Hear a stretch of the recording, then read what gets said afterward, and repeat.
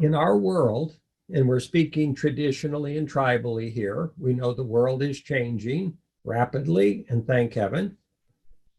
At the root chakra level, there's been a paradigm in the tribal feminine and the tribal masculine that says that women have to be in control and men have to be in power and authority.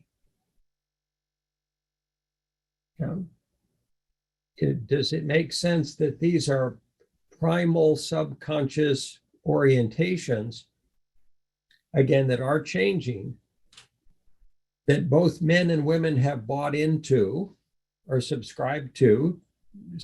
I'm not saying every man and every woman, we would say the majority, and that dynamic has generated our world today with, what is it, the 10 richest people in the world being men, and that being more money than most nations have. So what does it mean for women to be in control? And what does it mean for men to be in power and in authority?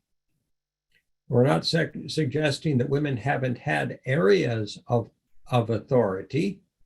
They have, whether prescribed to them or determined and defined by them, they have been had authority in regard to child rearing, in many cases, more than men or equal to men, management of the family. Women have traditionally been held 100% accountable for whether relationships do or do not work. And we understand that's a bogus expectation. That's not fair, right, equitable, or balanced, or even functional. And still, it's been the case. And women have often held themselves responsible for whether relationships do or do not work, and been felt guilt or self-punishment or self-judgment for how much pain has there been in women in our world with a 50% divorce rate, if they have supposedly been accountable or responsible for whether relationships do or do not work. So we would suggest there's been a constant back and forth interplay between women wanting to be in control and men wanting to be in power and in authority. So men trying to be authoritatively domineering over women, and women utilizing whatever tools or methods that they have to assert control over the process of the masculine. So that kind of, in vehicle simple terms, men have been trying to be the gas pedal, and women have been feeling that's appropriate that they're the brake pedal. Are these dynamics making sense? Again, we're not trying to profile, we're not trying to project onto the dynamic. We're just saying, can we see these dynamics in action in the world, and also see that they're changing? Maybe glacially, and maybe only in hit or miss kinds of ways, or scattershot sorts of ways. And that said, they are changing in some nations and cultures faster than others. And still transformation is occurring. Modernity and technology and money dynamics are also part of this change. So this has been our recipe for life on planet Earth, in the human process, relationally and tribally in the past. And we would suggest that this recipe isn't the best recipe we could operate from in the future.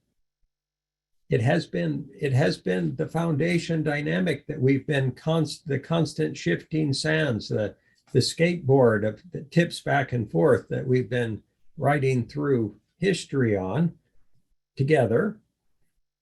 And now women recognize validly that they deserve to have power, equal power to men.